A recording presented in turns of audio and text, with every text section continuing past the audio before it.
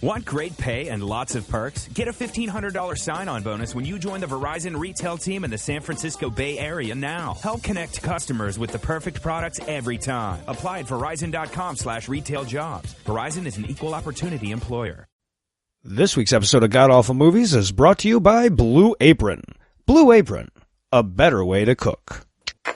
Quick note before we get the show started this week. We recorded this week's episode in front of a live studio audience, and when you do that, you encounter audio issues you don't have to deal with in the studio, so apologies in advance for a bit of a weird echo in the opening segment of the show. The problem was corrected during the first interstitial, so we just asked you to bear with us through the first 15 minutes of the episode. Thanks for your understanding, and now, on with the show. And at one point, he moves over, his glasses fall, and then another ad, like a Kohl's ad, like he fell asleep jerking off to JCPenney. Oh my God, the Lane Bryant catalog, guys, have you seen it? I'm just surprised it wasn't stuck to his stomach. You know? It's like when you take silly putty in a comic. You know what it is? It's on my belly! His wife walks in, she's like, oh, there's a sale on heels.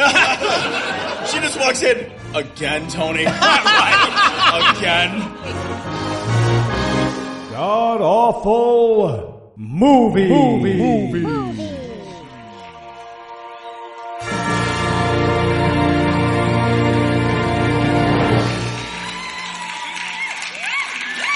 Be advised that this live show is not for children, the faint of heart, or the easily offended.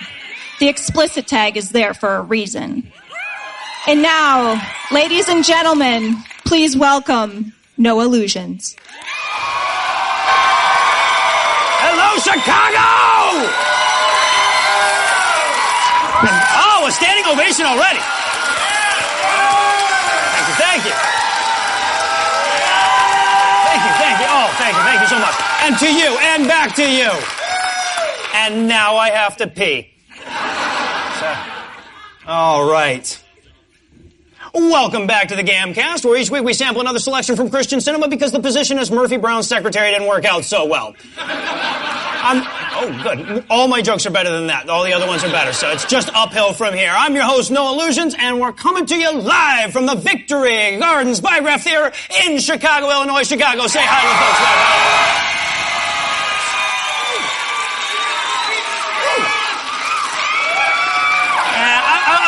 We'll have a talk about that later. And, of course, joining me this week are two special guest masochists making their, I believe, American stage debut. So this is like their Ed Sullivan moment here. Ladies and gentlemen, welcome Tom and Cecil of the Tom and Listeners Podcast.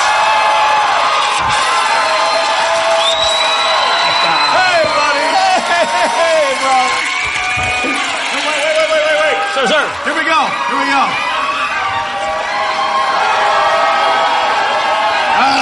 You can't see shit. I can't see a thing. I love it. All right, you guys ready to go? I'm ready to rock. All right. We're going to do a movie of some... Did you watch the movie, Tom? A movie? Yes. I have seen the movie. I feel Cecil's pain now. And, of course, also joining me from stage left, give it up for my good friend Heath Enwright.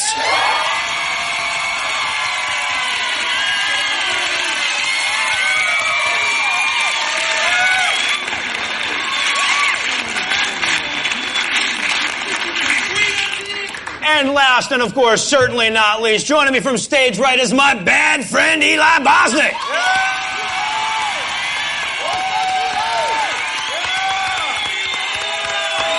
Joining me from stage right is my bad friend Eli Bosnick. No! Eli, we talked about this. You said we could do the thing. No, I said no to the thing. A challenge was issued. All right, Tom. Yeah. You remember... Probably not. Challenging Eli to an arm wrestle. Oh, I was innumerably drunk. But yes, I do remember. Yeah, okay, all right. He took that literally. That's not what we do. And he's come prepared. He's gonna get hurt. So, ladies and gentlemen, defending his title from this corner, my bad friend Eli Bosnick.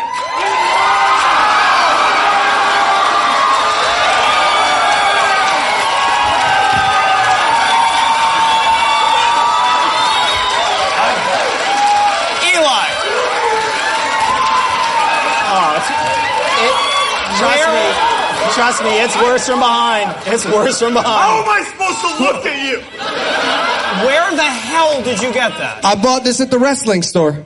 I seriously doubt that. There's a store in the village. They have a bunch of guys in wrestling outfits. And No, you misunderstood me. yeah, they even have a room in the back where you can wrestle other guys. No. And I won 100% of the time. False narrative. I don't know if This is fake one news. is the right way to put it. No, those guys let me fuck them. That's how much I won.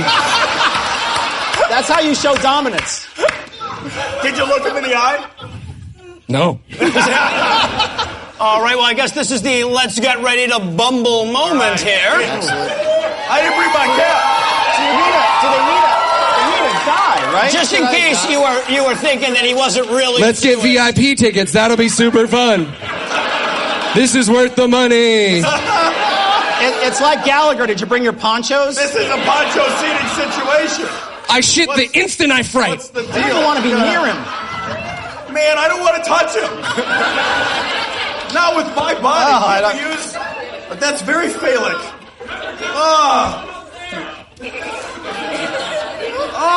Don't start. He'll know when I start. Go.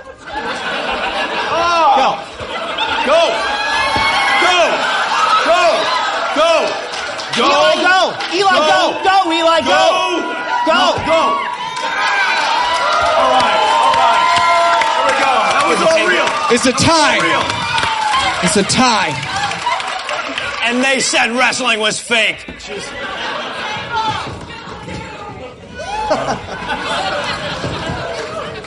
So that was the show tonight. I hope you enjoyed it. Thank you. That's the whole thing. It's all we had planned. I need wet wipes. Oh my God. They don't make them that wet, sir. I don't make them I've that never big. felt anything so soft as his chewy body. Oh my God. It's like wrestling bubble gum. It's like he's still on me. I can't get it. Jeez. All right, Very so sticky. Stop. there he is. Much better, Eli. Much better. It's for sale. You should purchase one at the gift shop. $45. Well, we'll give you a discount. All right, so I am still wearing that outfit. I'm uncomfortable. But now everyone in the audience knows that I have a penis that has been called unchallenging. Nobody can doubt that he's Jewish now. We all know that's not an act. It's a very non-threatening penis. Even my penis cares about social justice, you guys. Women are really comfortable around it. They're like, that's fine. I feel safe.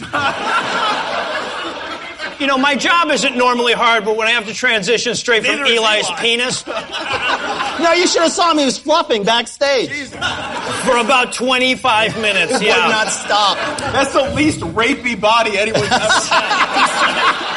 That's true. No one's ever afraid I'll rape them. You just got that So part. quick, before we say anything else illegal, tell us, Heath, what will we be breaking down today? All right, we watched Right to Believe. It's the story of whether gay people should be allowed to walk in groups together.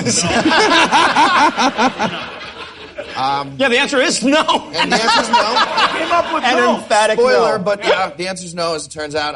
And the argument takes the form of basically a chess game between a Christian bigot and a gay person, except the Christian bigot's making all the moves for both sides. Yeah, right. And like high-fiving himself when he makes good counter moves to the bad moves he made for the gay guy. And saying checkmate homosexuals when it makes no god. Literally. That's just, I just yell that out all day.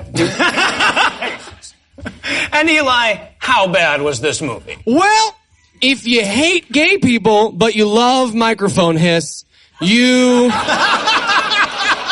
will love this movie. This movie is like if someone had tried to like camcorder the time they killed Matthew Shepard. That's this movie.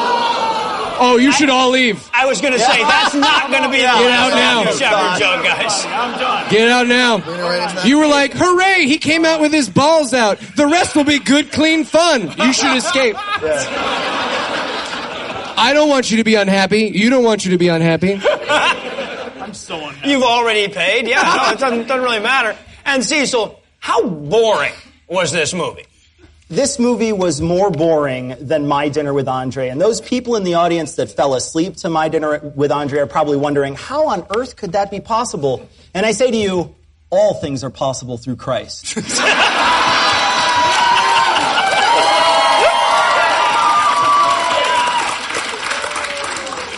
And finally, Tom. Yes, sir. How offensive was this movie?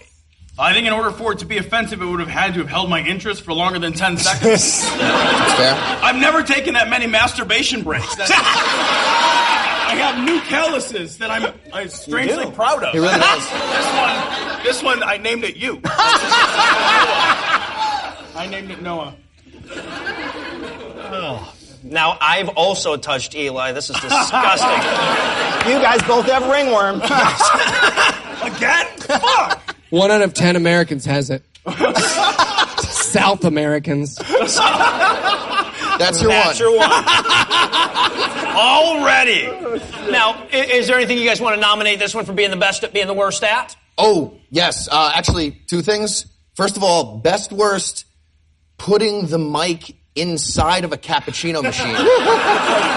Several times. Yeah. During all of a sudden. And I think it has the best cappuccino sound effect, which could also double as the worst cum fart. Well, best, worst, it's not clear. Really, it's subjective. Okay, yeah. Depends which direction you're describing. Exactly, right? Best In or and out. worst. Yeah. Fair.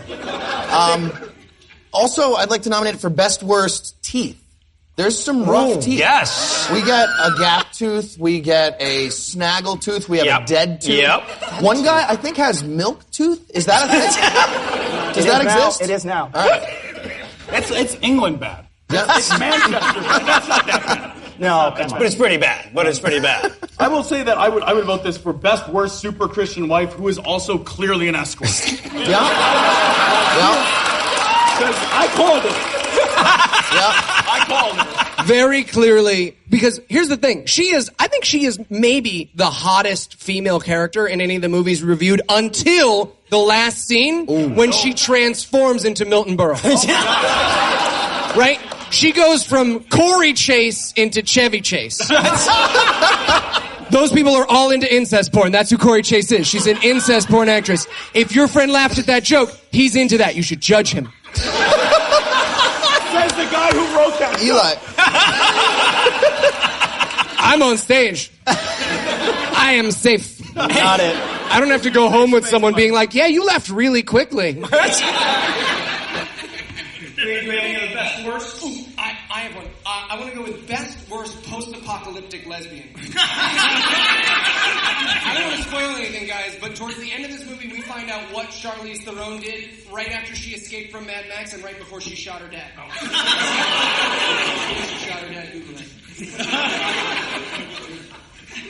It has to be Anders in the audience. He's furiously scribbling.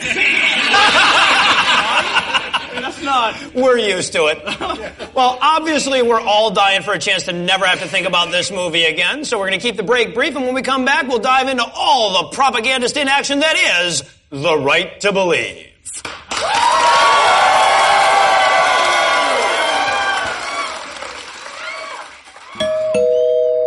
Ooh, pizza's here. Hey, thanks so much. Yeah, you okay? Sorry, what? Are you okay? What? Yeah, I'm fine, thanks. Thank you for the pizza. Yeah, sorry, it's just, this is the 3rd pizza you ordered today. You having a party, or? No, just like pizza, I guess. Sure, yeah, no, pizza's great. Have you heard of Blue Apron, though? Oh, listen, man, thanks, but I'm not really into that kind of thing. But I'm sure you and your friend, I voted for. It's a food delivery service. They deliver, like, fresh ingredients to your door, and you cook them. Huge variety. It teaches you how to cook. I mean, I'm not trying to talk myself out of business here, but I want you to eat less pizza. So, yeah, I actually am. Oh, Okay, thanks. I'm kind of on a budget, though, so I appreciate the offer. And yeah, it's less than $10 a meal, actually. So, cheaper than the ZA. Pretty significantly cheaper, actually. Oh, well, I don't think they deliver out here, so... They deliver to 99% of the country. Dude, please. I come here so often. I notice your haircuts. I notice them. Just please go check out this week's menu and get your first 3 meals free with free shipping by going to blueapron.com/movies. You will love how good it feels and tastes to create incredible home-cooked meals with Blue Apron. So don't wait. That's blueapron.com/movies.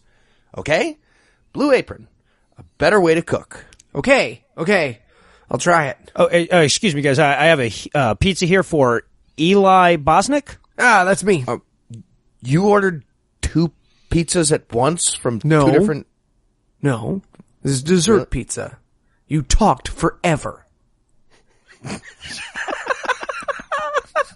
That's one of my favorites. I ordered dessert pizza once. As you've already heard, among the live audience for this week's show was our friend, business partner, and legal counsel, Andrew Torres. And on his recommendation, we wanted to clarify a few things before we dig into this week's breakdown so as to avoid any misunderstandings or felony charges. Right. So, first of all, we do not think dragging people to death behind a truck is funny, advisable, or excusable, even during a prank war. That's right, we don't. We also definitely don't recommend killing Ted Cruz. We do not. Also, we have no direct evidence that Chicago pizza is made by raping captive hemophiliacs. We don't have that evidence. No, only rumors and former employees unwilling to speak on the record. Additionally, those were not Eli's balls hanging out of his wrestling thong. Of course they weren't. They were lifelike pretend testicles he attached to the lower portion of his outfit for comic effect, because Chicago has some law against swinging your balls at people without permission, I guess. Of course they do. Prosthetic. Fuck that city. What's more, that hippopotamus was a consenting adult hippopotamus, and Tom got that fact in writing well before anybody started filming. Exactly. Also, that girl you might have seen with Heath is definitely old enough to drink alcohol. Ow! And when I just punched Noah, I meant it as a collegial gesture among friends and unrelated to anything he just said. And Heath didn't write agree or I'm aiming for the nuts next time on a piece of paper that he's holding right now. And on a related note, I agree. Damn right. And with our asses thusly covered, we'll get you back to the show.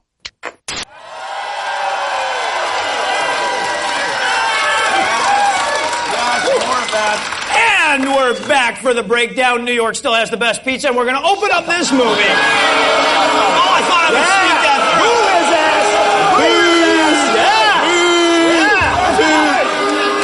Too many of them. That's right. I'm on your side. Hey. I'm on your side, too. I just want to point out that of the 5 of us, I didn't make you look at my balls, so... Check out my new podcast. Put your garbage back in your street and move on.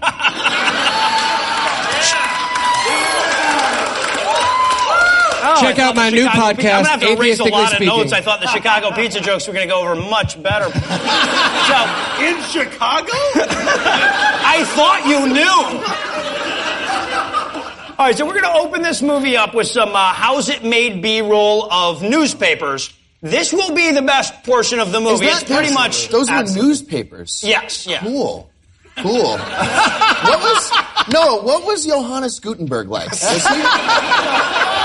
Wait, one of these guys is older than me. I think one of them has to take... Cecil has to take the old jokes. He's younger than Noah. Noah, do you remember the newspaper, the first one? Do you remember what it was like?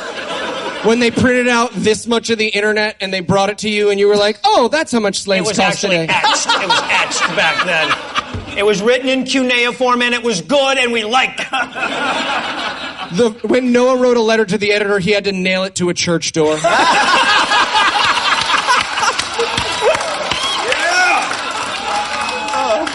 Martin Luther King Jr. So... Can I sit out there with you? Hardcore history this ain't, y'all. So, now we get some newspaper B-roll just in case you didn't get the whole idea of newspaper, and then we're going to meet lesbian Dana Carvey. Yeah. And he's going to be playing the part of the editor in this movie. I thought he was the angry nun. It's sort of a dual role kind of thing that he's got going here. Did he have a name? Was it Sweater McBester? Yes, the greatest thing about this character is he will have a different color, exactly the same sweater vest in every single shot. Oh my God. So we're going to meet this newspaper editor, and as we're going to do this, he's talking on the phone with somebody, getting all pissed off, except for he seems to think that there's going to be music going or something like that when he's talking. Because he's literally, we meet him and he's doing, Morris! They could have told him. He was practicing for his mime class. Oh, I see. So, and by the way, in case you're wondering how I knew so quickly this guy was a newspaper editor, what they've done with the set decoration, you see, is just tape newspapers to every blank surface on his wall. You know, like newspaper editors have. Well, now they didn't just tape them. They didn't tape them well either. So every time they walk by, the newspapers sort of wave in the breeze. And they also didn't tape them all at the same height. So there's some at his legs. There's some over here. There's one on the door. And he's got color ads on the wall for Kohl's. Yeah, right. Yeah, exactly. It's not like man has walked on moon or anything. It's just random classified ads. That Kohl's cash isn't going to spend itself, buddy. What the fuck? He also, to be fair, they crumple up some newspapers and throw them on their desk as if to suggest that he approved the story and then was furious at himself for doing it and threw it on his own desk in frustration. Apparently that's his MO, because that's what we first learned in this movie, right? So he's yelling at this. He yells for this guy, Morris. And he's like, Morris, that story that we printed yesterday about the mayor having an adulterous affair. Do you have any kind of evidence or proof about that? I probably should have asked you before we printed it, but...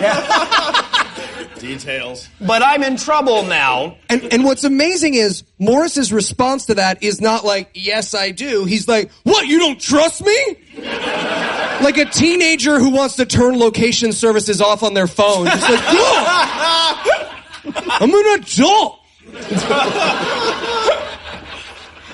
Let me print newspapers. The problem is that when Morris asked the question, the mayor just screamed at him, "Fake news! Fake news!"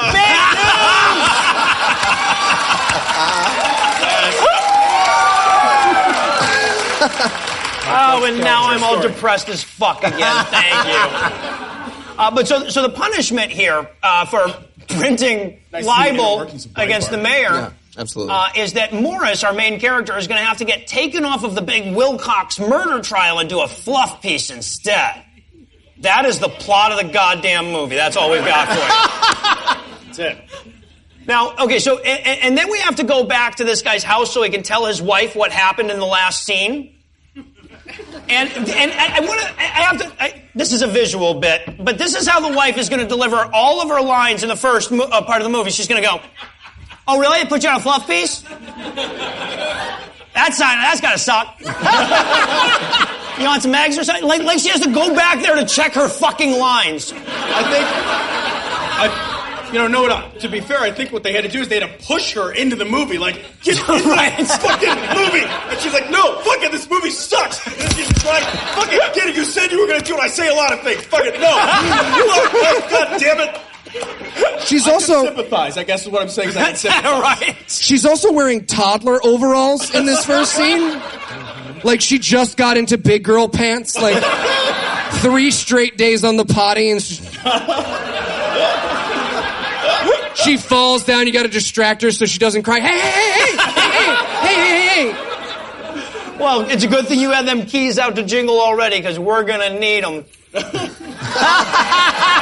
we go. That's the whole script right there, by the way. You have ruined the entire movie for everybody. Now Spoilers. they know the lines. Tom wants to go for a ride, too. Here we go.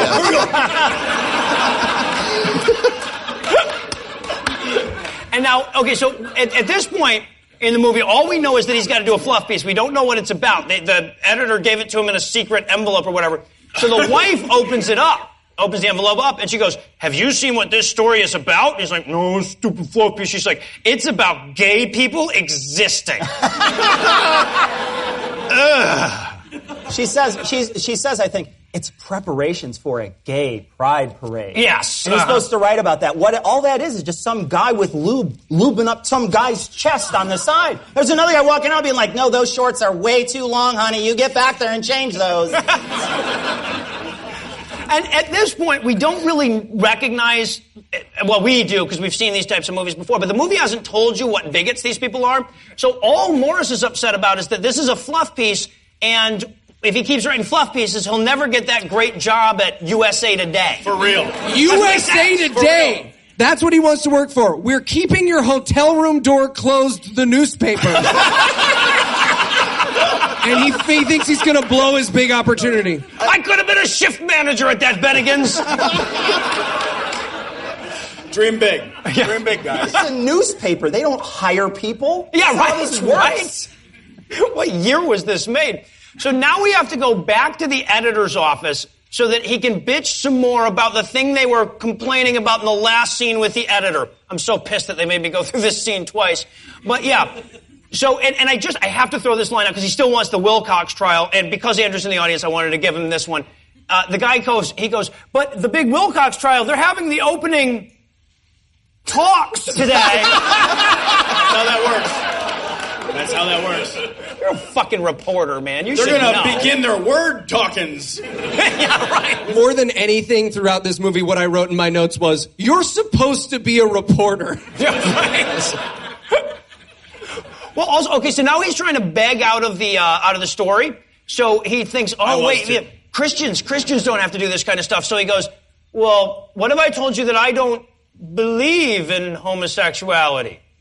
That I don't believe, like gay people are a hoax? Yeah, apparently. Like they're all, no, that's weather balloons. Gay people, they're all weather balloons. But I've seen them, I've seen it. It was staged by Stanley Kubrick, all the gay sex. That's Those are furries, man. Those are furries. ISIS prisoners don't burn that hot. Oh, but that one you cheer for. They wow. like that one. Got a nice pro-ISIS crowd in here tonight. This audience has an interesting line. This will be fun. Woo, ISIS! I'm tired of saying that on every show. Can I get real with you guys? You are not tired of saying that. So now we're going to head to the coffee shop because apparently Morris has to interview the guy who's running the gay pride parade. And I should say the gay pride parade thingy because that's the way Morris does it every time. He can't just say gay pride parade. So he goes to this coffee shop where almost this entire movie will take place. And he immediately runs into Marcus, the guy he's supposed to be interviewing, but he doesn't know that's who he's run into, which is amazing to me because clearly whoever's making this movie told this actor 32 times, no gayer.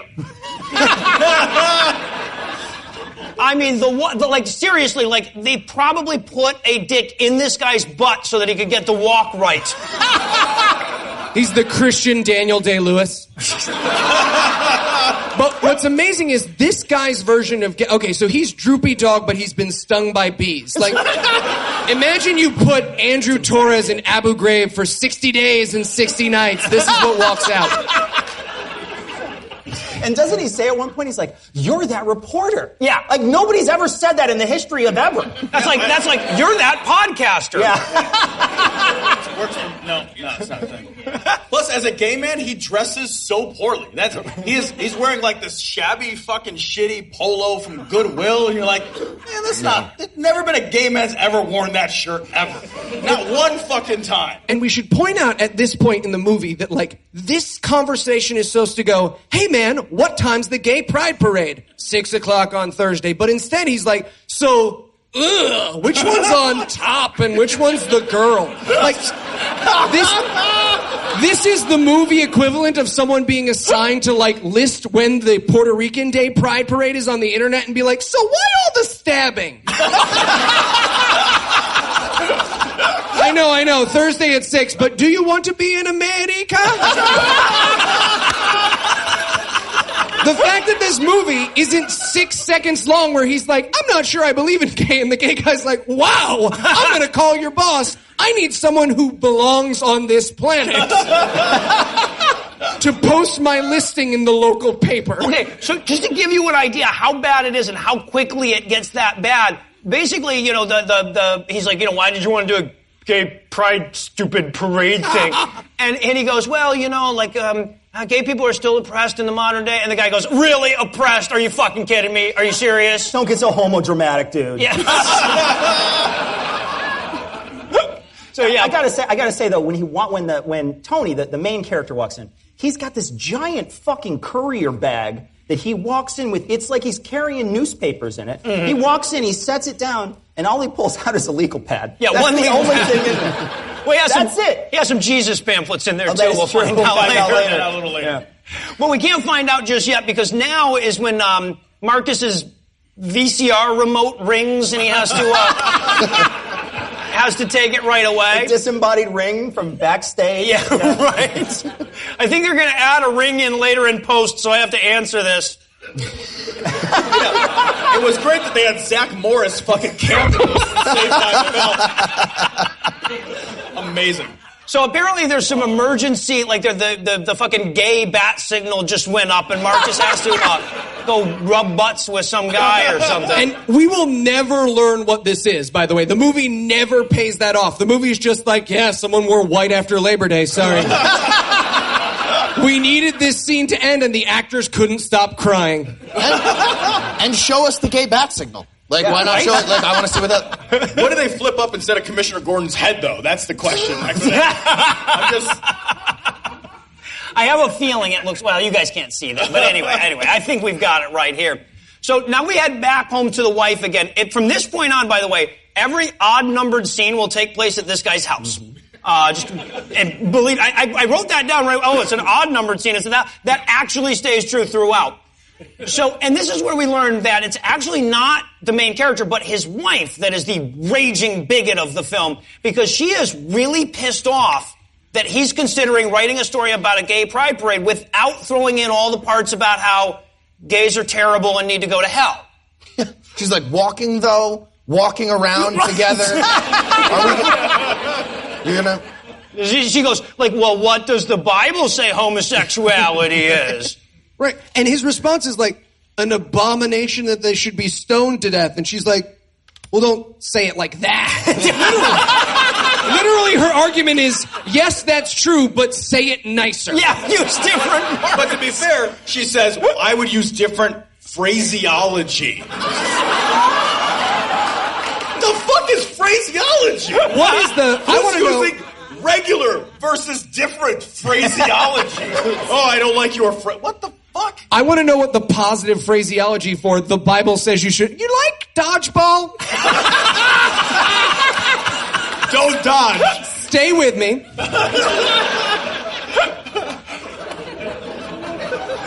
So, have you been to Zales? So I also love too. This is where Morris tries his hand at analogy. That's the main character, Morris. He goes, well, you know, those gays, they're just like long-tailed cats in a room full of rocking chairs. I'm like, yeah, well, the gays do want you to look at their butts. So, and if you touch them in the right space, they lift it up. So I don't feel like the tail's the only thing that's long. I think they call that presenting. It's like Tennessee Williams. It's beautiful. Yeah. What do you think was the first draft of that? Right. Like, you know, let's, like, gays are like, we should burn them on a hot tin roof with a cage. No. All right. What about, like, let's chop some dicks off at an antique store? Are we... No? Okay. And unfortunately, they had no way in this movie, in the script, for her to, like, convince him or whatever, so they do the Christian movie out, which is, just pray about it. Eventually you'll agree with me. That's the way it's scripted anyway. Eventually you'll get tired of not getting laid, is really what she said, right? Just pray about it. Well, I want to say, though... Yes? Are we done? Although I will say, throughout this movie, this woman is just begging to be fucked. She is begging her husband to fuck him. At one point in this particular scene, he's talking, she kind of interrupts him, and she's like, I know a story you can tell. And that's code for eat my pussy. Right? That's like put fucking both legs over here. We're going to town. That is not always true. I got kicked off the Moth. Yeah, I was gonna say, be careful what you say around. Well, actually, no, don't. It's pleasant. He's got a hell of a tongue. He's eating your pussy? He presented it last night. I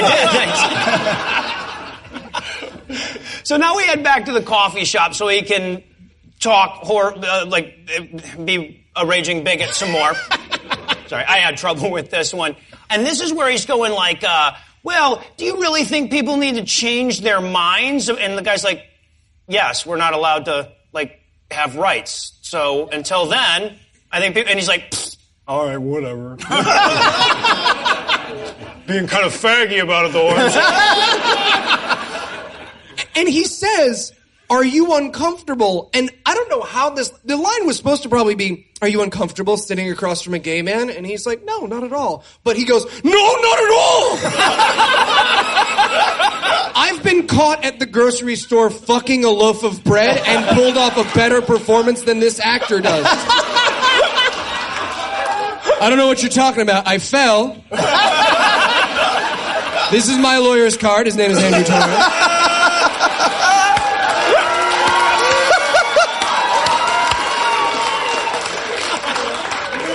He represents my show, Atheistically Speaking. We're taking that name, damn it. That name's available now. I hear it's free. Yeah. So, call us. Serious inquiries only, though. And this all has to be cut. We'll break Thomas's heart. And this is where we first hear that disembodied cappuccino thing. And I thought, because apparently they're afraid we're going to forget that we're at a coffee shop, so once in a while we just have to hear it. And what I thought, the first time I heard this in the middle of their goddamn conversation, is that Eli had somehow managed to go in and redub this thing while blowing into cottage cheese through a straw, which is what he does when we're recording. Again. I thought my cat ate something bad. Right? So, and this is, okay, so what we learn in this scene basically is that Morris isn't super comfortable around the gays and thinks they should burn in hell, and Marcus thinks that's kind of bigoted, so he challenges him to a Bible-based debate on the morality of homosexuality for the rest of the movie. And I will say, buckle your seatbelts, kids. It's gonna be. Oh, it's a bumpy ride. And his enticement for this is he's going to get the mayor off his back about all that adultery stuff. But he says, he's having this argument, and he says, I happen to be friendly with the mayor. Friendly. Wait, hold on. Let's talk about that, too. What exactly do you have over the mayor where the mayor's like, yeah, I'm going to admit to adultery? Yeah, right. That's the only way you get out of that trouble. Gay adultery. Yeah, well, right. Well, they clearly make it seem like he's blowing... Golden showers. Yeah, golden showers. There you go. Yeah. I mean, fuck that shit. In for a penny, in for a pound. You got me, you fucking got me. He's got all those newspapers in his office. It makes sense, the golden shower thing. Yeah. So now we've moved into an odd-numbered scene again, so it's time to go back home. And wait, which room? Because we get two. Yeah, well, right, yeah. This is the one with the ugly couch. And for some reason, they felt the need to introduce a new character in this scene that we'll never see again, the buddy. Oh, Snaggletooth Rick. Yeah, right. So that everyone else's teeth look normal. I think that's the only function he served in this. Also, I think Rick is fucking April in a previous draft of this script. That would explain a lot. And that awkwardness was sort of just left in, you know? Yeah, so Tony is studying up on... Tony Morris, by the way. I'm screwing you up because his name is Tony Morris, and I'm calling him both Tony and Morris. So Tony is studying up on fagdom. Well, his buddy says... His buddy's sitting there going like, I think you probably should just, tell people what time the parade is. Maybe it would be easier. He's like, no, my wife will never fuck me again if I don't say it. God hates fags. So, and then, of course, the wife shows up to, awkwardly look at everyone like she's... And this was when she was dressed to the future. Is this the part where she was dressed from the future, where she's in the stripper heels? Yes, where she is literally a fembot. Yeah. She was like, this is my Austin Powers Halloween at some point, like, someone wanted to fuck this actress because they hadn't seen her litten from underneath the way we will at the end of this movie. So they were like, sure, a bathrobe and a nightie? What an appropriate thing for you to wear at home. And heels. Inexplicably. Yeah. Fucking, like, and stilts. Heels every time. Stilts. She's either holding them like, I could put these on, or she's putting them on. Yeah. Those are the only two things. She's never wearing them. She's always just suggesting, like, they'll go in your ass just as easy as mine. The fuck? And no, they won't. Not right. We speak truth to power here at God Awful Movies. And she is the worst character in this movie, no? Oh, yeah. She's the most. She's so proud here, too. She's like, oh, you're going to ungay the dude? You're going to fight him? She's like, oh, I got so many ideas. She's like going through the Bible. Yeah. Leviticus. I don't want to ruin it. No, I'm going to tell you. They stone him to death. It's so fun. Start studying. Awesome. She's like, yeah, read Corinthians. It's even anti-lesbian. Ooh. She's like a friend trying to get you into The Wire. She's like, I'm not going to... Okay, it's great. Trust me. And of course, I guess he stayed up all night studying the gay, or either that or he just passed out trying to make it 2 paragraphs into Corinthians, because this is when we find him passed out on the couch. And he's covered in newspapers all around him. They're crumpled up like he sheds them. Like they just come off him. And at one point, he moves over, his glasses fall, and then another ad, like a Kohl's ad, like he fell asleep jerking off to JCPenney. Right? Oh my God, the Lane Bryant catalog, guys, have you seen it? I'm just surprised it wasn't stuck to his stomach. You know? It's like when you take silly putty in a comic. You know what it is? It's on my belly! His wife walks in, she's like, oh, there's a sale on heels. She just walks in, again, Tony. Again. All right, so now we're going to head back to the coffee shop for the debate proper, and buckle in, y'all, because this scene is about 27 years long. There are 2 of these, and I want to point out that this was all done in one take, and it's not because they nailed it in one take.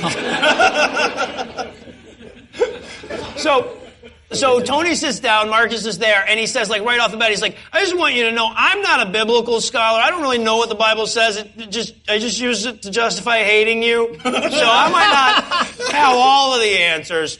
And to his credit, and again, the Christians wrote this fucking movie. The gay character, Marcus, is being insanely nice throughout this entire thing. Like, they could have made him a dick if they wanted to. Which would have made sense. He's gay. But you need 2 of them, actually. Why would you give this character the good arguments? Like, the bad version of these arguments is just like, but we're gonna turn your kids gay.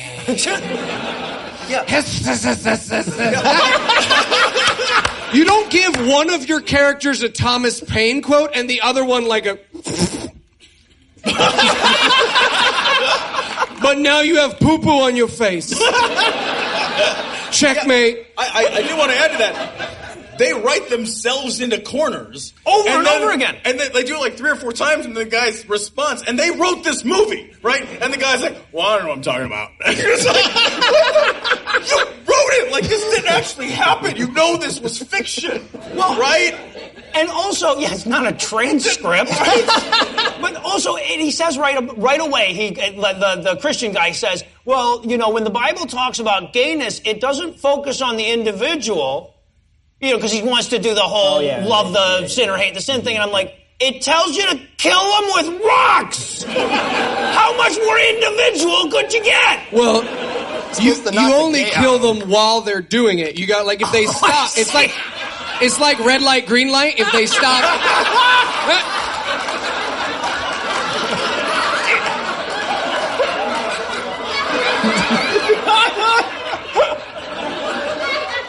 But just to give you a serious idea how far they're going for this, because he says, well, can you read me the part in the Bible where it tells you not to be gay? And he reads Leviticus, but he stops right before the kill him with rocks thing. Yep. He goes all the way up to there, and you're like, he's gonna fucking say it, but he doesn't say it. Because it's real awkward. Marcus is kind of annoying, though. Like, he's the only person I've ever heard who uses quote unquote while he's arguing. Yeah. I've never heard anybody do that. And the other thing too, he has this, I don't know, he is being nice, but it feels like a fake nice. So I think that they tried to work that in some way. I'm not sure where they're going with any of this. I think you're overestimating this actor. This shall be my greatest challenge. He does say at one time, he says, isn't the Bible antiquated? And I'm thinking, yeah, it's from fucking antiquity. Of course. Well, and Marcus, the gay character is going like, well, doesn't it say something in there about how you should cut off a woman's hand if she grabs somebody by the balls? I mean, do we really think that's it? And again, you didn't have to put that in your fucking movie. Yeah. Because he doesn't have an answer for it. He's no. Like, that's super weird. I don't know about that. Only the action of grabbing the balls. If you don't catch her at it, you got it. You grab the balls and hold them, and then it'll be hanging. I'm doing a great visual bit, but you didn't come. You look practiced. Yeah, I was going to say, hold on, let me... This is not your first rodeo, buddy. This is not your first rodeo. I ride the subway, and you can't always get onto the things. You just find a tall guy... It's not even an empty car. Or a guy who's not as strong as you. There's people not as strong as you? It's harder than you think, but... The dead. Children. Phyllis Schlafly. Dead children. And again...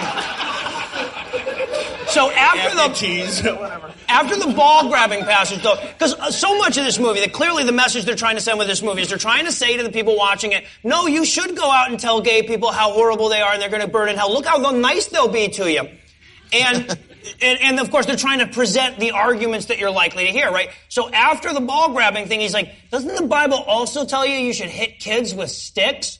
And the fucking main character's like, well, yeah, of course you should hit him with stuff. What else are you going to hit him with? He doubles down on that shit. Yeah. Really. Well, you don't hit him real hard. Yeah. Were they acting up? Then yes. Jesus. It's not like it's your wife. Yeah. It's like my... Open hand. I don't want to do this. He's just become offended by his own joke and wants out of here, yeah.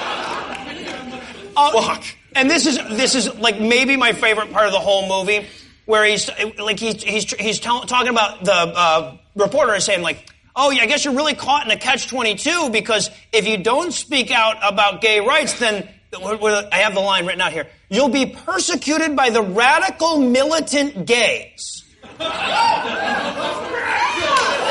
What do they? Glitter bombs everywhere. It's fabulous. To be fair, Ari's here, and I can verify that's true. Howitzers made exclusively of feather boas. It's terrible. This is where we get the argument that gay sex is kind of like Russian roulette, also. Yes. Russian roulette. So, by the way, if you're not picturing Christopher Walken deer hunter scene with dicks instead of guns, you should be at this point. I'm always picturing that. 3 penises. Mouth. Yeah. I've never pictured anything else. All right, good. Yeah, so we get Pascal's wager with a dirty, hairy twist to it. And then, so then the gay character says, okay, but what about all of the gay Christian musicians? Like, that's the next logical question for you? That's your counter-argument to him? Here's what came up for me at that line. I was like, who is convinced by that line so often that they were like, guys, we gotta address the gay Christian magicians. Did you say magician? Yes. Yeah. I'm used to saying that word. That's a little Freudian slip, buddy. So his response is, oh no, there's one guy who says he used to be gay and now runs a We'll Shock Your Gay Away camp. You should Google him. Yeah. And then turns to camera and is like, yes, you should. Phone number on the mouth. And then he says, because now he's got 9 kids. And you're like, well, 9 kids? He can't be gay now. Yeah.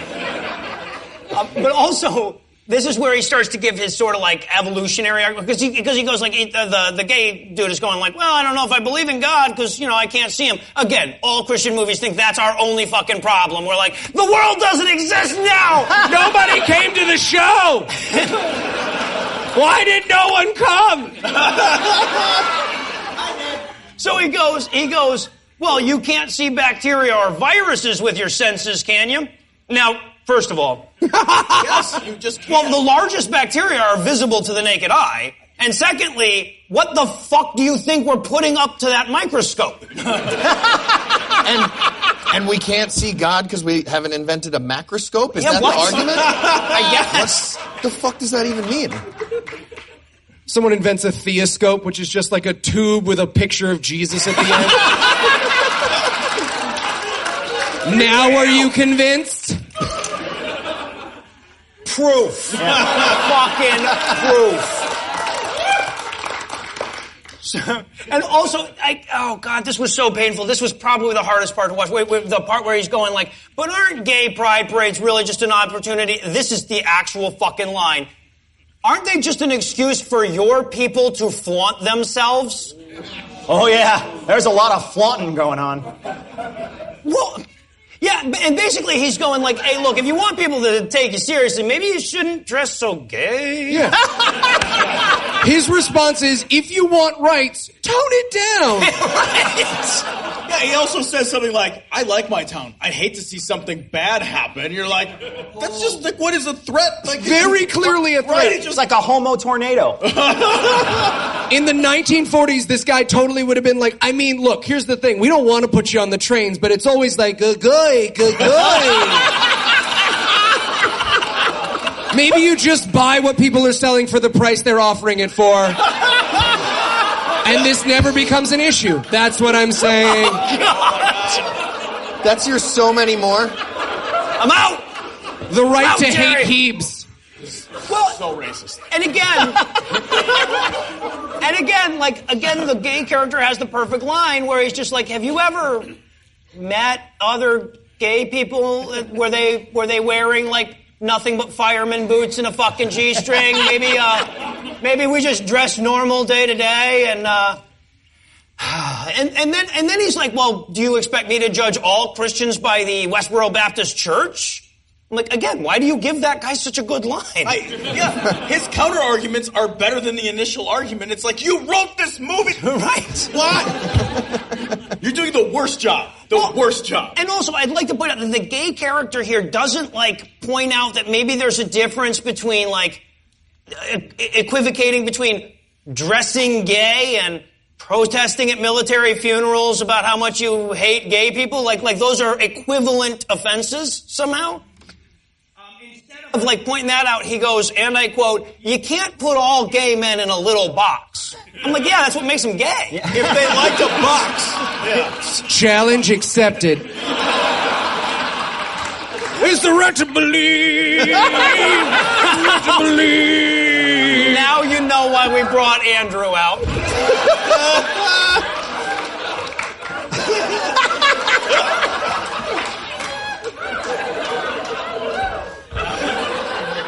By the way, he does this when we're not doing a live show either. You guys miss out on so much good visual humor. It's your fault for not being there.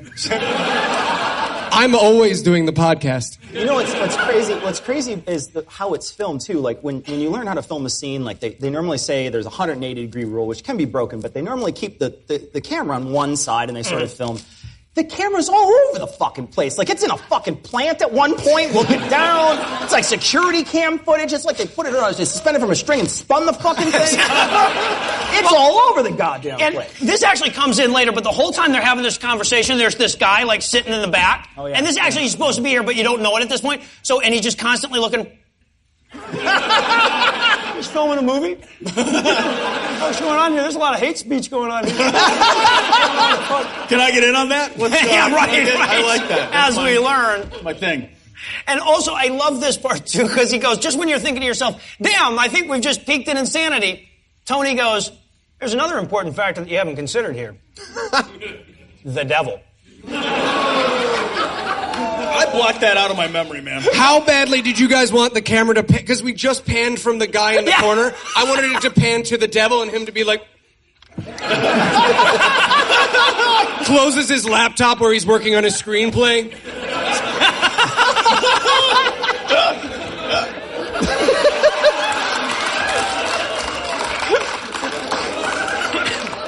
So much mime. That's why you should come to the show.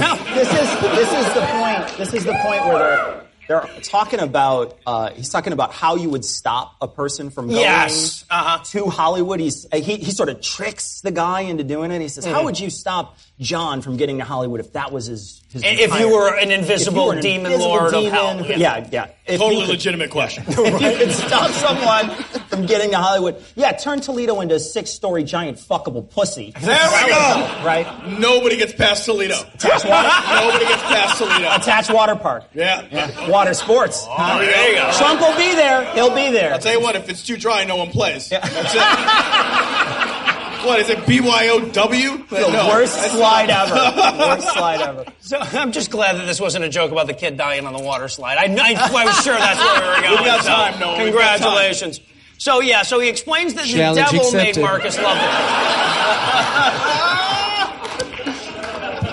That's your 4. So he suggests that Marcus should get himself a good devil condom, and then finally Marcus leaves so we can get out of this goddamn scene. Now, I don't think we've really given you a sense of how long it was. If we just sat here in stony fucking silence for 30 minutes, you'd get a sense of how bored we were by the time this thing finally came to a close. He says at one point, why don't we just meet back up tomorrow and let's do this again? I'm like, tomorrow? Do you people have fucking jobs? What are you, podcasters? Hey! What the fuck? He's a professional homosexual. Promo. Oh, nice. But before we leave the scene, is this the scene where he cries? No, that's the next. Okay, I'm so excited. Minutes. Sorry. I apologize. Much like that water park had to that kid's parents. See, you still weren't ready. You weren't ready. It's been nice. It's been good. I just opened it wide open. Dead kids are hilarious. So now it's an odd-numbered scene. So, and apparently all that gay bashing just has him all tuckered out, because when we meet him, he's just like, oh, these fags, I gotta tell you. It's like he overheated his brain. He's like, oh my God, cool it down. He's got like a wet paper towel over his head. Also, we've already been in this living room like 8 times, but yet they still feel the need to give us the same establishing shot every time we go back to the house. Like we wouldn't that figure it out. $11 couch isn't going to buy itself, man. You got to justify. Got it at Kohl's. And this is where the horrible wife gets mad that they're calling him Marcus now by his first name. Yeah. She's like, oh, were we not? I thought we were calling him that faggot. Yeah. We agreed. Yeah, she's also privy to knowledge that she shouldn't have, because that conversation about, yo, don't call me Marcus, happened at the coffee shop. So how the fuck would she even he's know? like, I'm not calling you Marcus. I'm saying Mr. Fry. I'm not stupid. I would turn gay if I used your name. You're tricking me. Tag, you're gay. That's how this works. Don't use his name. Names are power. Nice try. They say your name 3 times and you appear behind them like Candyman. But what you're doing behind them is very different from Candyman. But you still gotta call him Candyman. You guys should read my Candyman erotic fan fiction. It is intense and racist. On sale at the merch table. So, and then suddenly we got, this is so amazing, we get the title track, the theme song, if you will. Yeah, we do. The Right to Believe music kicks in. Oh, this is the pajama party. Yes, exactly. So we have a montage of him studying up on gayness again. Without a computer. Well, no, he's got a computer, and this is their idea of a montage, okay? He's on his computer typing. They show it from over on this angle, and then this angle, and then this angle, and then this angle. That's a fucking montage. And he's mouthing the words he's typing. He can't just type. He's like...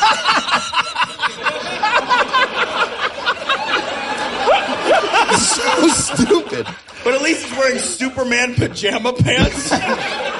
Fucking who wears Superman pajama pants in your own house? Fucking take your pants off like a man. Why are you wearing pants in your own house? So true. I mean, Eli doesn't even do that on stage. What's he wearing pants now? He's also reading a bunch of stuff, and you get a shot at one point, and he's fucking printed web pages out, and he's reading. He's got a computer right in front of him, and he's reading printed web pages. He's got the fucking menu up there. I wanted the montage to end and for him to just like have a dick circled with a bunch of thread. Just a big old butt. He's got goatsy right in the center, and then he's leading.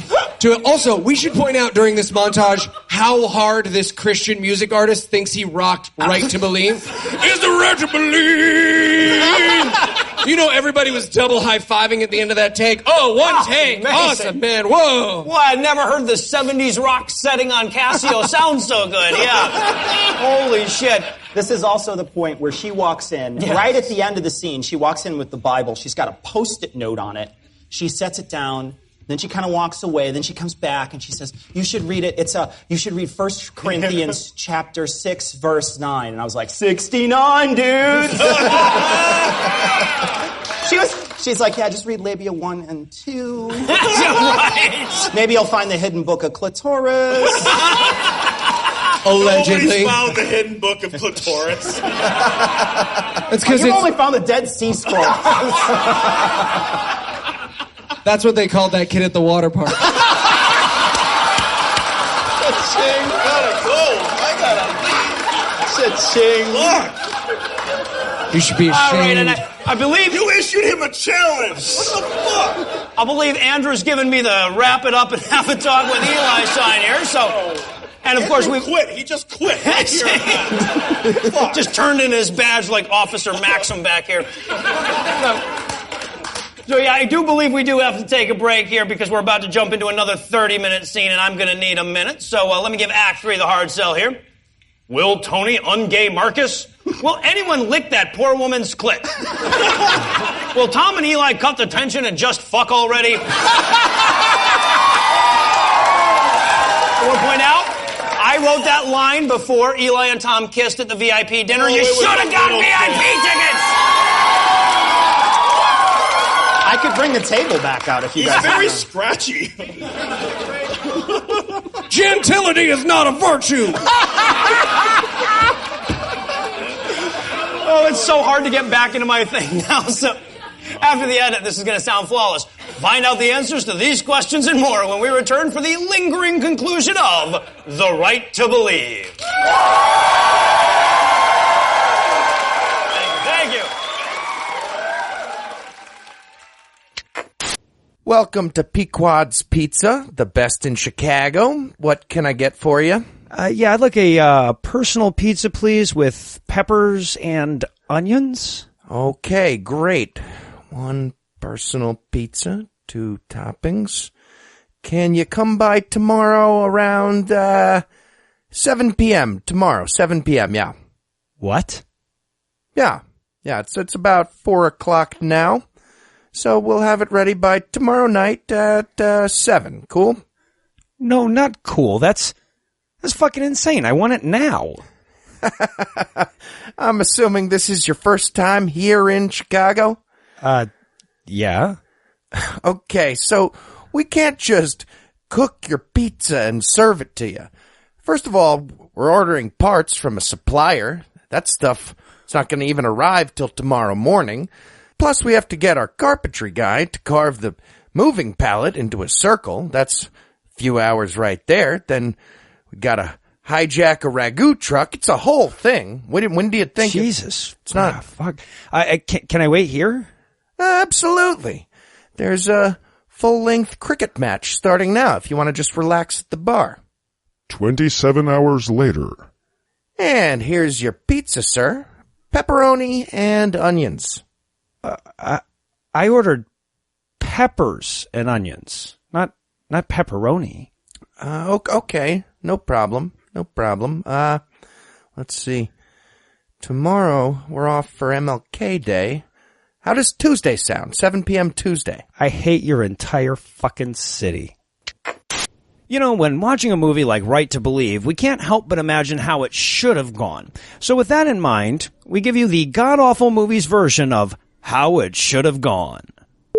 So wait, you accused the mayor of adultery and then printed an uncredited, unverified quote from him about it? Yes. Well, you're fired. I mean, I'm fired too, I guess. I approved it, so we're fired. I need you to cover this gay pride parade. Well, what if I'm too Christian to do it? Too Christian to write a story about the gay pride parade? Yeah. then you're fired. So before you tell me about your so-called Gay Pride Day, why should you be proud of being gay? That's incredibly inappropriate, and I'm going to get you fired. Yep, you are totally fired. You see, I wrote 2 different stories. One that you asked me to write, and one about me asking this guy about whether or not he's going to hell. Uh-huh, that's good. So, that second one goes in the garbage, and you're fired. This has been How It Should Have Gone. So good. Right?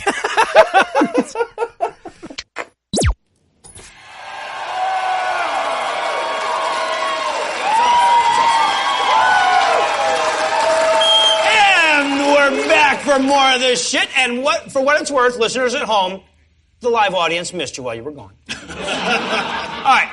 So now it's time to break that line flubs kept in a single scene record that they set before the break. So it's time to go back to the coffee shop for another, and I timed this one, another, I shit you not, 34-minute scene of nothing but fucking homophobia. And it's the worst, because it's like the guy goes just like, well, isn't it true that you guys all have the AIDS? And the gay guy's like, well, we do, a lot of us have some AIDS. It's so painful. This is where you really start getting the, oh, you're moving both sides of this chessboard, aren't you, kind of stuff. Is this where he starts just doing... Yes. With his head, he just fucking... In time with me! The whole time. So he comes up and he goes like, hey, can you read me that Bible quote about how we shouldn't sin anymore? And then Tony's like, yeah, here's the Bible quote. And he goes, oh, really? We shouldn't sin? And he hands the guy the envelope. He hands the reporter this envelope. Says, so you shouldn't sin. He looks at the envelope, he goes, where'd you get this? Now, I thought it's pictures of him fucking the mayor, right? That's the... That's the adultery. That's why he couldn't provide the source. He was like, wait, who was the mayor cheating on his wife with? And he's like, oh, crazy. This guy tried to fit me in a box. At the water park. I wouldn't be gay. So, but it turns out that what we've actually got here is Tony's divorce papers. You see, Tony had committed adultery once in his life and got divorced. And so the gay guy is saying, see, what you did is as evil as the thing I did. When you cheated on your wife, that was as evil as me having consensual sex with another gay man. Just as bad. I gotta say, too, like, I love that they don't even address the fact that divorce is mentioned in the Bible as a great big fucking no-no. Right. It's like, why you got divorced? It fucking doesn't matter. You're not allowed to do it at all. But they're like, well, I want the option. Let's not take that option away. Right. And I gotta say, I can sympathize. The table, right? I'm right there. Like, I don't, there we go. Well, but the big thing is he like, no, the reporter's like, no, it's completely different because when I sinned, I said I'm sorry to my head and I forgave me. So I'm good. I guess I'll still go to heaven. And then this is when I started thinking, who the fuck is this movie for? Gay fundamental biblical literalists? Who the hell was supposed to watch this thing? Just one guy watches the movie. Oh. Well, bats still are birds. Sassy birds. Birds who wear fur.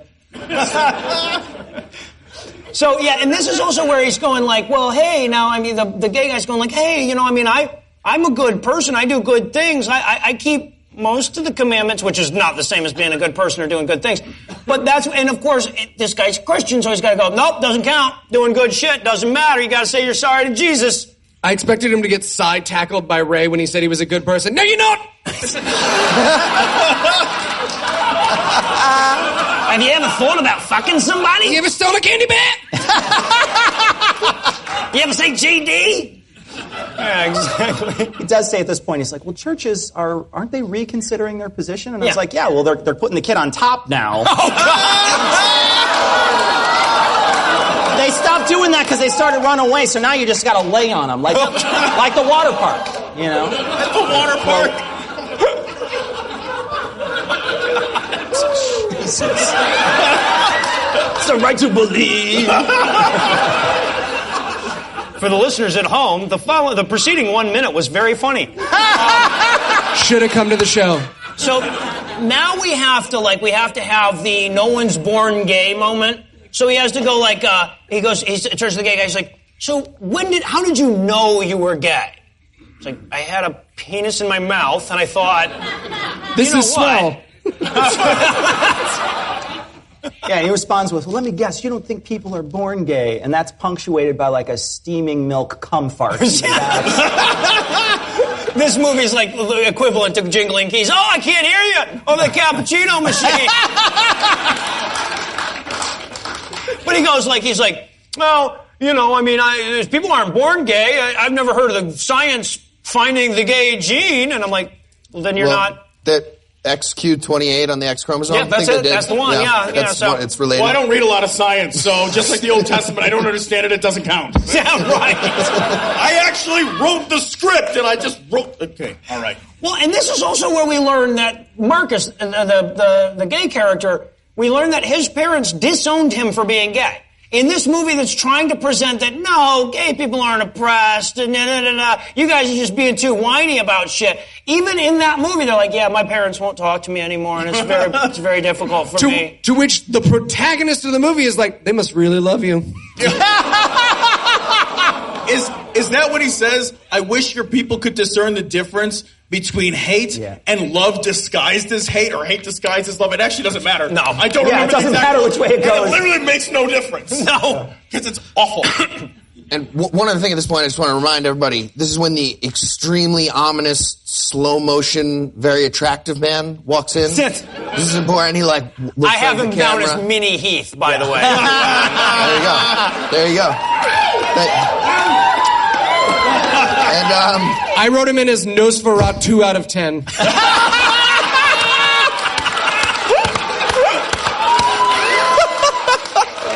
the camera and the movie wants to make damn sure we notice this, because it just cuts away from the middle of the conversation or whatever and focuses entirely on this guy, this framing for just a second. Like, guys.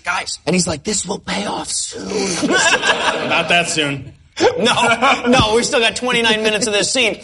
So the guy's going well, I know nobody's born gay, there's no gay gene. And the gay guy goes, okay, so you're disagreeing with all of medical science, all of social science, all the psychiatrists, the Kinsey Institute. And the guy goes, the Kinsey Institute. I'm like, can we talk about the first three? Yeah. Can we go back to all of medical science, too? But he just attacks Kinsey with crazy, not even, he's just like, oh, Kinsey? Kinsey said it was okay to fuck a dog if it turned inside out on your birthday. What, are they going to Google the shit I'm saying? Yes. He'll just cover himself in newspapers trying to figure out if it's true. That's the thing. The guy, you can say anything. He's like, I don't know what to do. I got fucking newspapers all over me. It's literally the definition of ad hominem. He's not and here's why Kinsey was wrong. He's just Kinsey was gross. Yes. And here's how bad he was. He's like, Kinsey has done almost as much to destroy our society as Charles Darwin. At which point, I wrote in my notes, 1 hour and 8 minutes into this movie, Noah and Cecil will kill themselves. Heath, this is up to us. Well, the other thing, too, is that after explaining that Charles Darwin has ruined society and evolution is wrong, he then goes on to use the bullshit evolutionary argument and go, I don't see how gayness actually works to help out with evolution. And I'm Can't make a baby by rubbing Peters. Yes.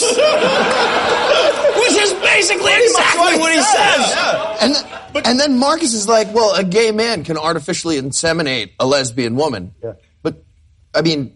Or just regular insemination. What do they think fertility doctors are doing? Talking to the gay sperm to be like, don't be so gay. He might have to think about something else, but come on, imagination. It's wet. Are we in a vagina? Gross. I am not going in a little box. It's like an old, sick monkey's mouth.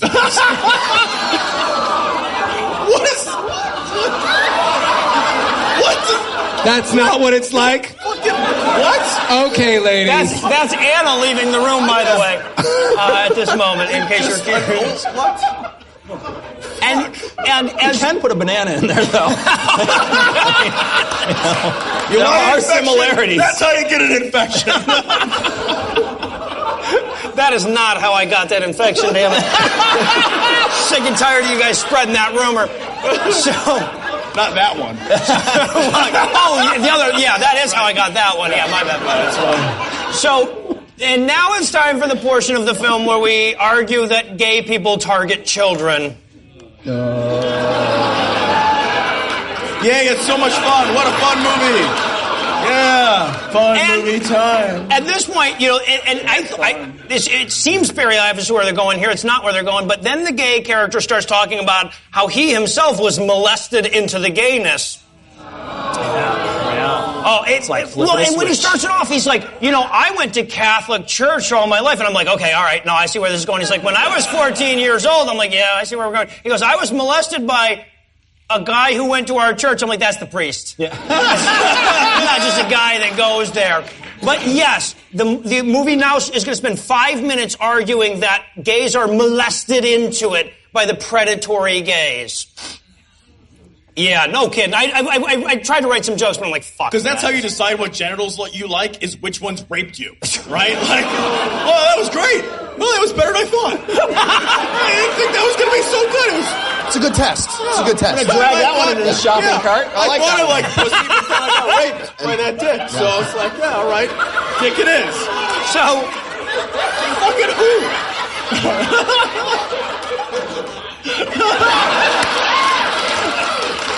Visual joke for all you at home. So, now that we've learned that molestation is to gayness as cancer moms are to atheism, we can move on to We've actually got a good sampling here. And clap. Did your mom die of cancer and that's why you came to the show tonight? Yeah! Someone in our audience is willing to clap for their mother dying of cancer. Thank you. Well, there's some uranium under your seat. It's now a race. So now it is the time of the movie where we are going to suggest gay conversion therapy by name. He actually lists a couple. Well, you can check this website and this website. I went to those websites, by the way. They're there. Killing people. Did it say, welcome back, Noah? That is the only gay-related site that doesn't say that, actually. So he says, we have your password stored. Yeah, right. He types G into the thing, and Google doesn't come up. Gay conversion therapy. That is Google for some people. So the gay conversion therapist he mentions is Dennis Jernigan. I did a quick Google on this. This is a guy who campaigned against hate crime laws and was eventually kicked out of his own homophobic church for supporting violent repression of homosexuality in Jamaica. So even the gay conversion therapists are going like, this guy's a bit of an asshole. Look, we'll shock a teenager until they play pretend, but this guy's wacky.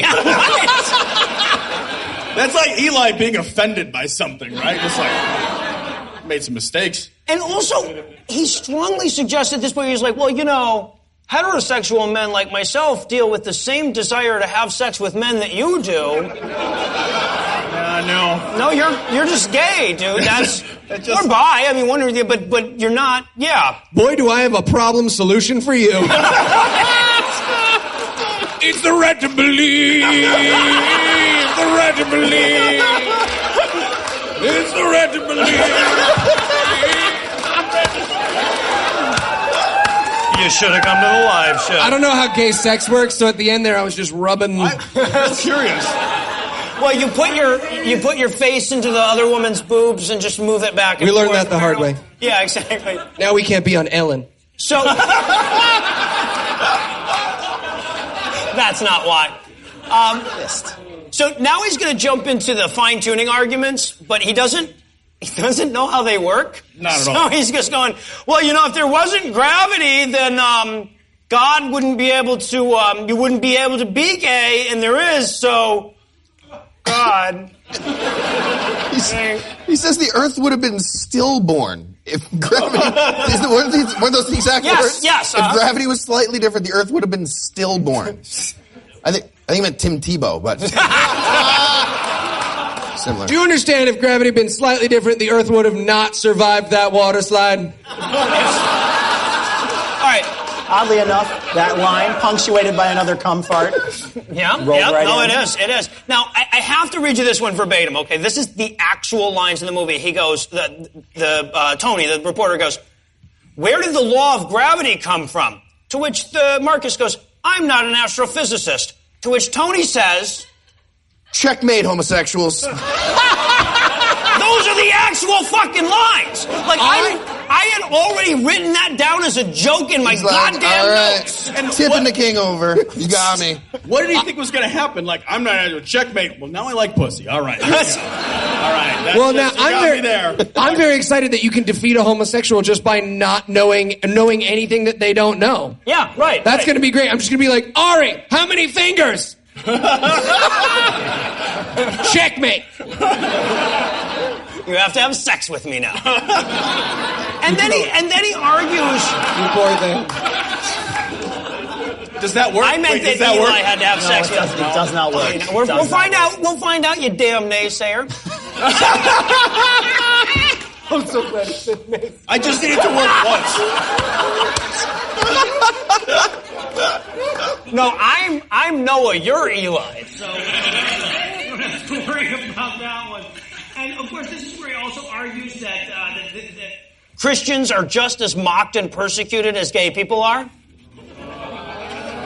Now, I will say they tend to be mocked by a higher class of people. They get well mocked. Right. I wrote in my notes at this point, I was like, to be fair, I don't think there's a podcast where you just make fun of random gay guys, but I don't know. I don't know how their live shows do. Well, and he's talking about, was it really that bad back in the day? I mean, getting drugged behind a truck is cheaper than Uber. Only when Eli does it, though, wow. I say. There's an app for that. Noah just got his second one ever. Yeah. There's someone here whose name is really close to Matthew Shepard. I was really nervous about doing that. So, and then he's like, yeah, well, the gay guy's like, nah, it's just really hard dealing with judgmental assholes like you. He's like, hey, I haven't judged you at all. I just judged your gayness. Not you. I give it an 8.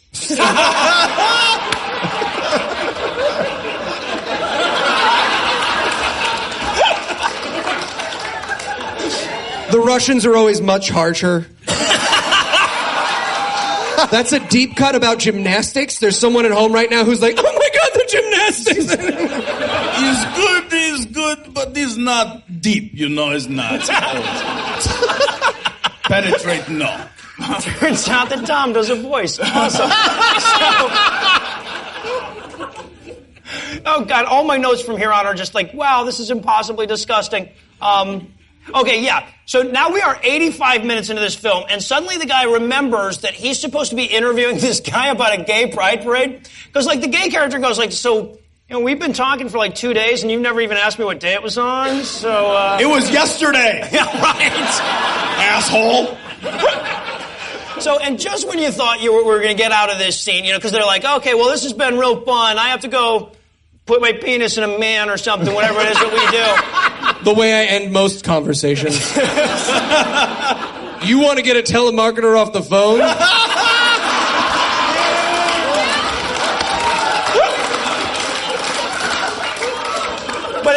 But it's not going to be that easy for us.